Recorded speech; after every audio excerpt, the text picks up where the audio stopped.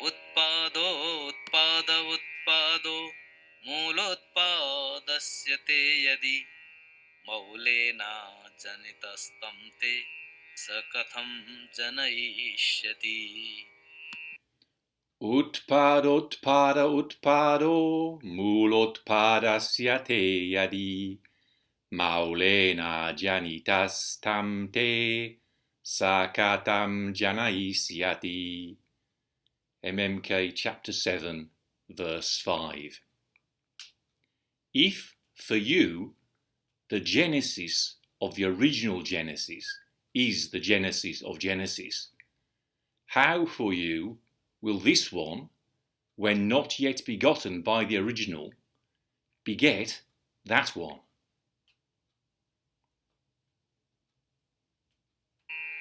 Sate maulena janito maulaṃ janayate yadi maulaḥ tenājanitas utpādayate katham. Sate maulena janito maulaṃ janayate yadi maulaḥ tenājanitas tam utpādayate katham. MMK chapter 7 verse 6. If for you it begets the original once begotten by the original, how does this original, when not yet begotten by those means, produce that one? So I'm taking these two verses together, partly as a countermeasure for taking too long discussing them. Sitting here comfortably in front of the fire, I realise I tend to go on for too long. And besides that, basically, they're asking the same. I found 2 years ago when I was memorising the verses, I found it very difficult to memorise them and to memorise their meaning. I think partly because ever since I was young, I've always been kind of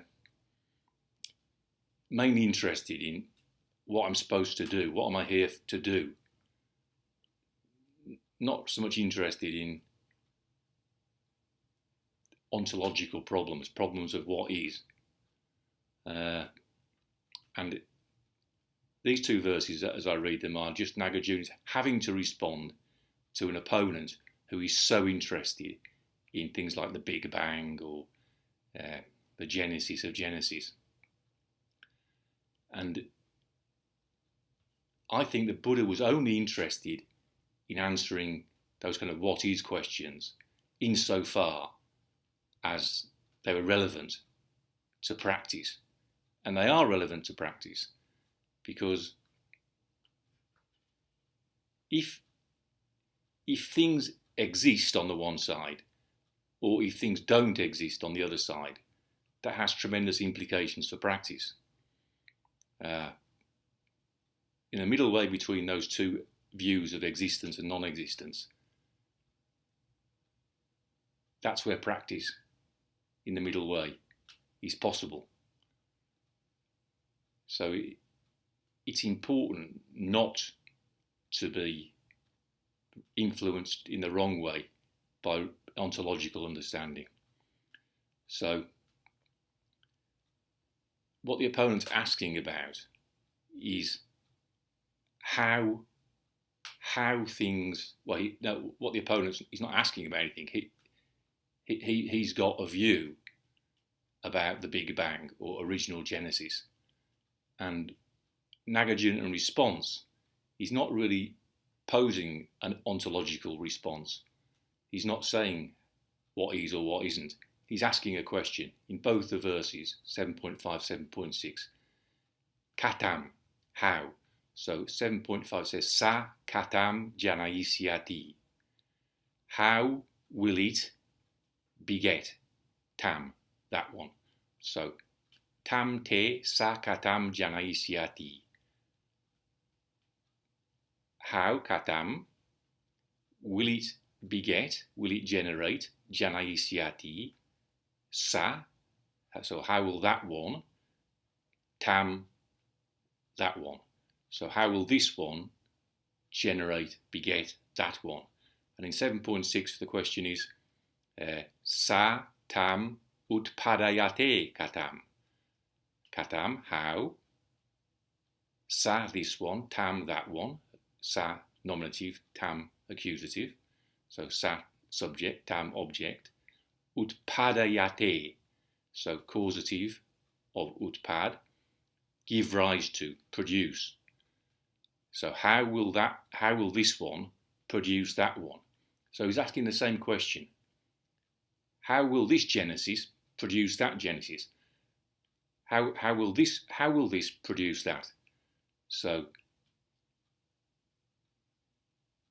the ontologist thinks that this produces that either because this exists or that is produced out of nothing. Those are the two possibilities for the person who's steeped in ontology. And so really that's what Nāgārjuna is asking us to think about.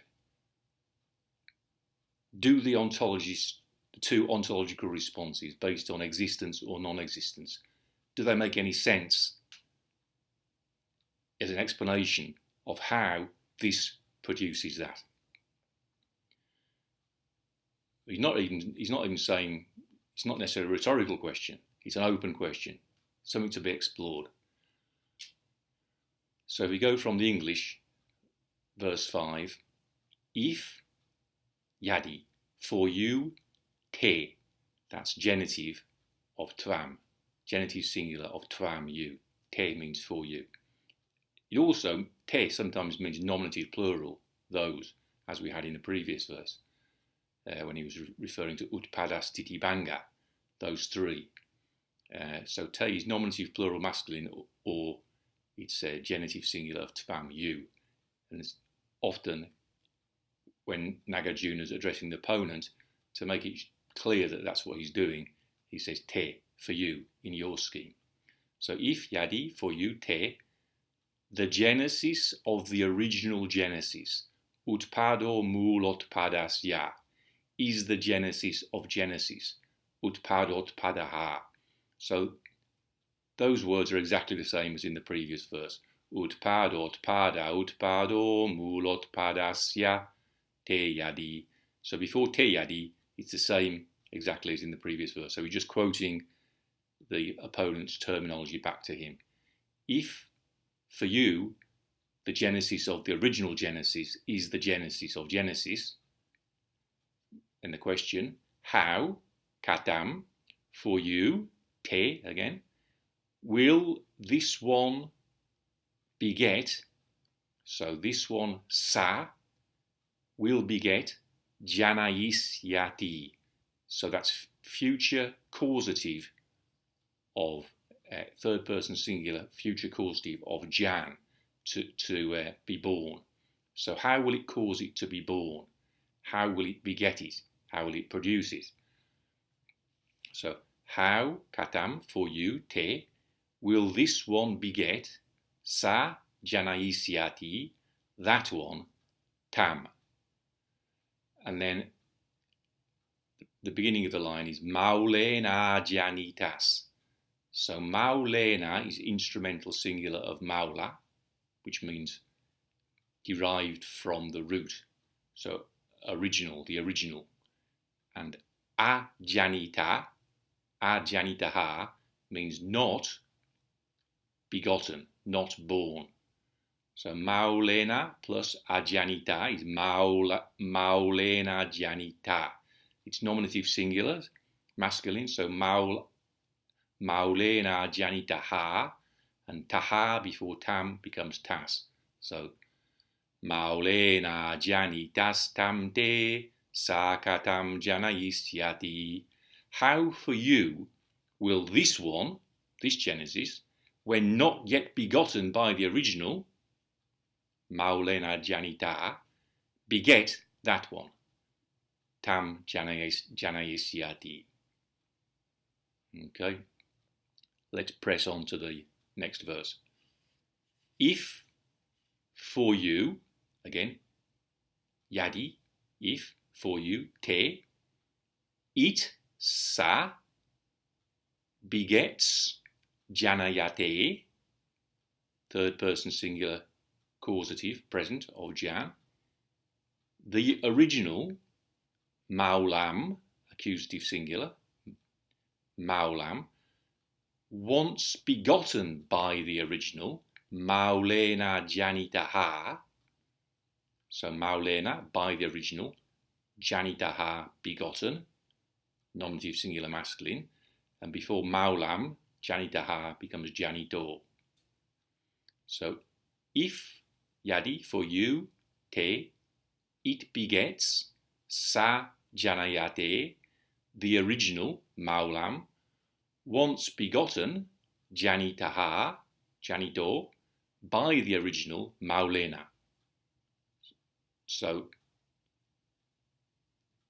that question is really saying, once begotten by the original. So, in that case, it exists. And in the previous verse, the question is, when not yet begotten by the original, maulenājanitas. So maulena plus ajanitas, maulenājanitas. So in that case, the subject of begetting is not yet begotten, so it doesn't exist. So how when the original one doesn't exist is anything produced is the question in 7.5, and the question in 7.6 is how, when the original one has been begotten by the original, maulenājanitas. I think that's the point. So he's asking the same question in two contexts, where the original hasn't yet been begotten, janito, in verse 5, and when it has been begotten, janito, in verse 6. So those are the two ontological possibilities. Like thinking about the Big Bang. Did it come out of something that exists, or did it come out of nothing? Those are the two possibilities that the ontologist considers. In other words, in a non-empty world, in a world of really existing things, where this table is this table, where the stone lantern in the garden is the stone lantern in the garden. To be honest, to me, that's how I remember Shobogenzo being. And that could have been because I didn't understand a word of it at the time. But that's how I understood that I was being taught. Reality is it being it. Zazen is zazen. The cup is the cup. That's the ultimate truth. The cup is just the cup. But now I come to study Nāgārjuna, strangely enough, I get a completely opposite teaching. There is no cup. The cup is empty of itself, but half full of coffee. It's full of the effort of the potter. It's full of the heat that fired the pot. So it's full of the sunshine. It's full of gravity. It's empty of its own self-existence. So it's quite ironic and quite humbling to think that I was so devoted to a teaching that I now find the ancestor of that teaching is saying, no, that teaching is not true. So,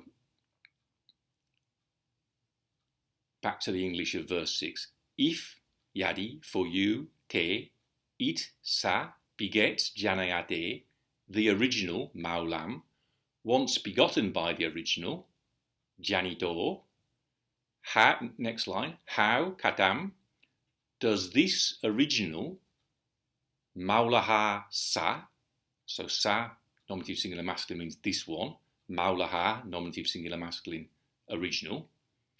How does this original, maulaḥ sa katham, when not yet begotten, janito, by those means, tena. So tena is a difficult word to translate because it means it's the instrumental singular of that. So it means by that. So sometimes it means therefore, or sometimes it means by those means, or sometimes it means by that one. So it could be by that original. It could be the same as maulena. And to make it further complicated, when I was reciting this, I remember walking through the forest 2 years ago. I think I was looking out for chanterelle mushrooms at the time. At the same time, this verse was going through my head, and I was feeling very dissatisfied. The penny just didn't seem to drop. And then it occurred to me, if it was sa tenājanitam instead of sa tenājanitas, the meter would be the same, but it would sort of make more sense. The meaning would be, how does this original maulaḥ katham produce utpādayate, that which is not begotten, by those means, tenājanitam tam. So tenājanitam tam would make it the object, would make it the accusative. How does this original produce that which is not begotten by those means? Anyway, I just add that in passing. There's certainly not any evidence for me to make that change just on the basis of my own idea. There's no textual thing to support it. So sticking to the original text, again, how, katham, does this original, maulaḥ, when not yet begotten, janito, by those means, tenā, so tenā plus janito is tenājanitas, and before tam, ta goes to tas. So, produce, utpādayate, third person singular causative of utpād, to go up, to be born, so produce, utpādayate, it produces, that one, tam. Again, how does this original, maulaḥ katham, when not yet begotten by those means, tenājanitas, produce that one, tam utpādayate.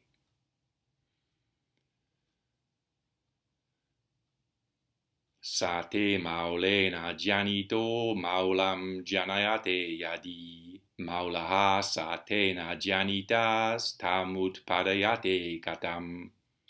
If for you it begets the original once begotten by the original, how does this original, when not yet begotten by those means, produce that one?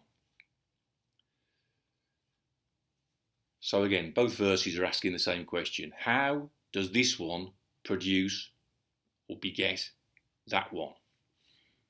And why does it matter in practice? Why does it actually matter in practice?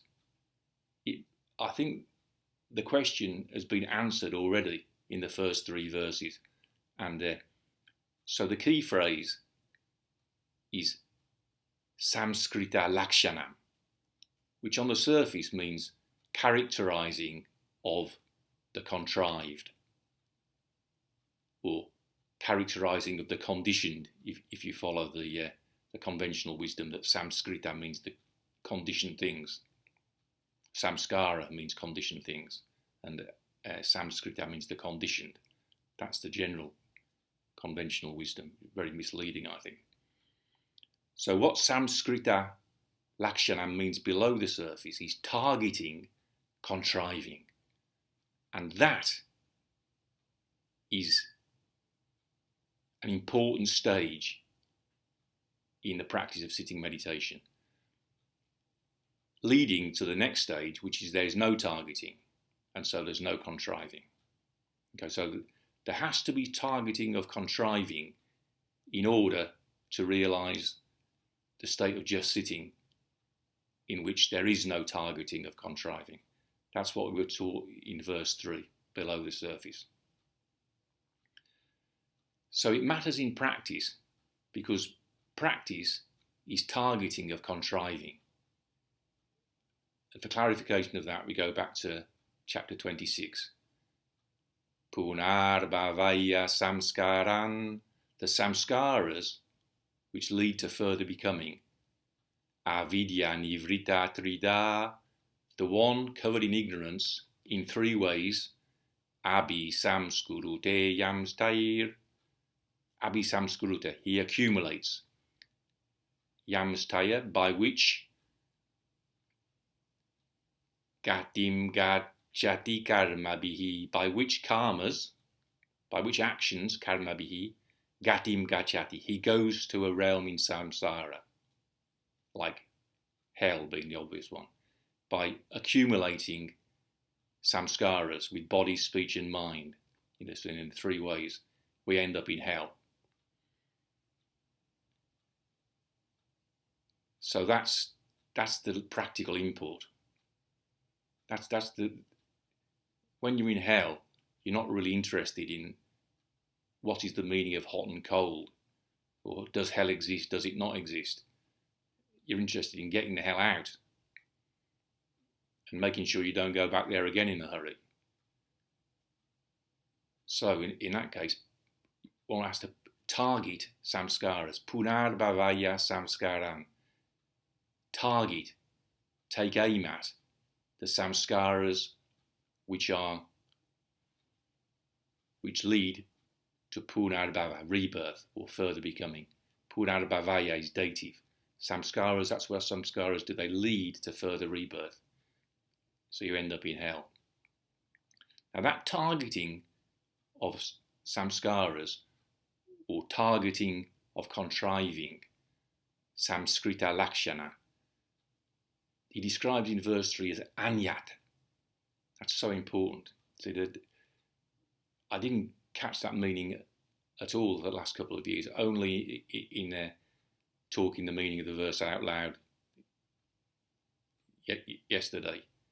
Did the meaning of anyat strike me? And that's only because I'd encountered it so many times in Asphagorza's writing. It was like Asphagorza threw mud at the wall so many times that something stuck, and I realised anya means the same as hibutsu in Shobogenzo. It means not what you think, of a different order. So targeting, contriving doesn't mean targeting is the enemy. Again, if you believe in the ontologist arguments, then samskaras, if they exist, then let's beat the hell out of them. Let's have a war on samskaras, like a war on terror or war on drugs. But if they don't exist, what's the point? There's nothing to have a war on. It's only in the middle way where it's worth making an effort to target samskaras. But that targeting, you see, it's an interesting word. People will hear the word targeting samskaras and they think, oh, well, that's Mike Cross again, the old rugby player or darts player, the bulldozer, who's always trying to chase some target. Whereas what Nāgārjuna says is, Shivam, happiness, nirvana, is drashtavyopashamam, the cessation of the to be realised. But ironically enough, the cessation of the to be realised is realised in targeting something, in aiming at something, in lugging the buckets of horse manure towards the compost heap. So this is well understood in Alexander work. So non-end gaining does not mean that you stop making effort in a certain direction. On the contrary, making effort in a certain direction is how you stop worrying. Alexander used to say, we get it in movement. The important thing is the work you're doing in preparation before movement, but then the really important thing is going into movement. I said this already yesterday, but it bears repeating. See, again, if we think that the most important, what in practice, what was the most important thing to the Buddha? It certainly wasn't getting a PhD in philosophy. You're writing a PhD thesis on, say, ontology in the Madhyamaka school of Buddhism. He wasn't interested in that whatsoever, and nor would Nāgārjuna have been. How to deal with suffering? That's the problem. That's the problem in practice. How to deal with suffering. And if you think suffering exists, then that's the eternity view. There isn't any point. If suffering exists as an ever-present, unchangeable, immutable fact of life, that leads to it doesn't lead to a practical response to it. And if suffering doesn't exist, you might as well have a party. So you might think of it in terms of the drab, miserable attitude of the person who's resigned to suffering, who misunderstands the Buddha's teaching like that. Life is suffering, so you go around being miserable because everything is suffering. And then the other extreme, think light of suffering. As it says in Shobogenzo, the Pratyeka Buddhas will put on makeup and dance, something like that. They're both impractical approaches to suffering. But if in the middle suffering is dependently arisen, then suffering is a happening which is arisen from other happenings. It's not that there is a cause, an existing cause of suffering. If that was the case, then the solution might be to go and damn well destroy that cause. That isn't it. But it's also that to say there's no cause of suffering is also false. Again, every verse really brings us back to the beginning and the end of MMK. The beginning, na svato, na parato, not from self nor from others. Na devabhyam, na pyahetu taha, not from a combination of the two, neither also from no cause. Utpāna jatu vidyante bhavaha kvachana kechana. Have any things arisen anywhere at all? Nahi svabhavo bhavanam. For the self-existence of things, nahi svabhavo bhavanam pratyayadishu vidyate, is not found among causes, etc. The self-existence of things is not found among causes, etc. So the self-existing causes are not found. Avidya mane svabhave parabhavo na vidyate. Where self-existence is not found among causes, etc., extrinsic existence of the other, also is not found. So, if suffering is a thing, for one practical implication, if suffering is a thing with a cause, a self-existing cause, then there's someone to blame for it. It might be the other, it might be myself, it might be a combination of the two. But if suffering is a happening that's arisen out of unfathomable other happenings,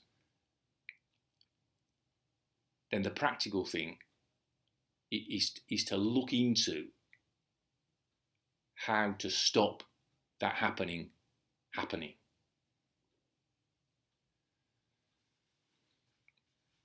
See, today I reacted I noticed on Twitter a person whose viewpoint I respect. Mark Hart had said on Twitter that he was talking about the white patriarchy, and he was saying the white patriarchy is eroding, and we better get used to loving feminism, interactional feminism. I thought, what a load of bullshit. Feminism is an ism, and all isms are ideas to be abandoned. And so the white patriarchy that's the kind of thing that people with misunderstanding of the middle way, or no understanding of the middle way, they believe there is something called the white patriarchy. They believe there is a patriarchy which can be described as white. And that is prapansha. And as the Buddha said, it's prapansha that causes conflicts and wars in the world. So these verses somehow relate to that. It's people who think that things exist, or people who think that things don't exist, are the real dangers, the dangerous ones. And of course, the reason all that kind of left-leaning neo-Marxism is coming into vogue is because capitalism has degenerated, where the anti-capitalist movement is actually being provoked not by capitalism, but by the total failure of capitalism. And so I've sort of had a ringside seat by doing a degree in accounting and financial management in 1978, from 1978, when the big question was, what makes an organisation effective? There was the goals approach and the systems approach. And on the basis of emptiness, you have to look at the two not separate from each other. So healthy systems are following targeting goals, and good goals take account of the systems. But instead of that, we've had the goal of maximisation of shareholder value at the expense of the health of the system. So, of course, where that's heading to is social unrest, because there have been the 1% have been huge winners, and the 99% we've all been left behind.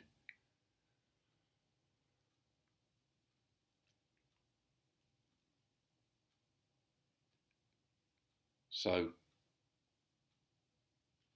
what I'm suggesting is that the solution is not in that situation to identify the white patriarchy or certain capitalists or bankers as the enemy. It was ignorance. It's all been samskaras contrived out of ignorance.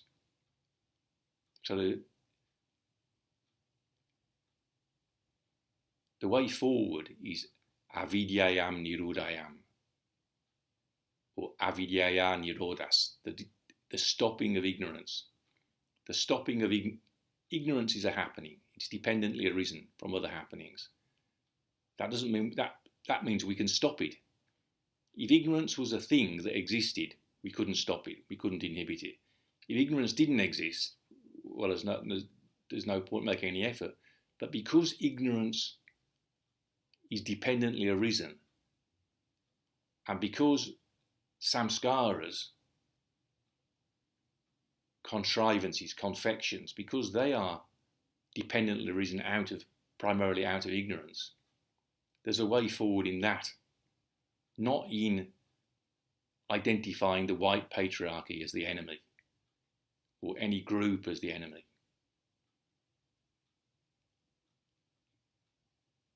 The challenge is not to defeat enemies, but to abandon ideas. Vitaka prahana, the abandoning ideas. That's the title of Soundarananda Canto 15.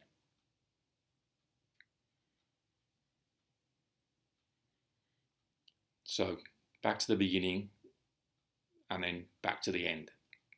sarva drishti prahanaya yasa dharmam adeshayat anukampam upadaya tam namasyami gautamam. In the direction, targeting, in other words, dative, for, towards that, targeting the abandoning of all ideas, all views, sarvadrishti prahanaya, towards abandoning all views. Ya sadharmam adeshayat, he taught the true Dharma. The true Dharma, dependent arising. Anukampam upadaya, attaching to compassion, or putting compassion into practice. Tam namasyami gautamam, I bow to him. Tam namasyami gautamam, to Gautama. Gautamam, accusative, singular, masculine. Tam namasyami gautamam, I bow to him, Gautama.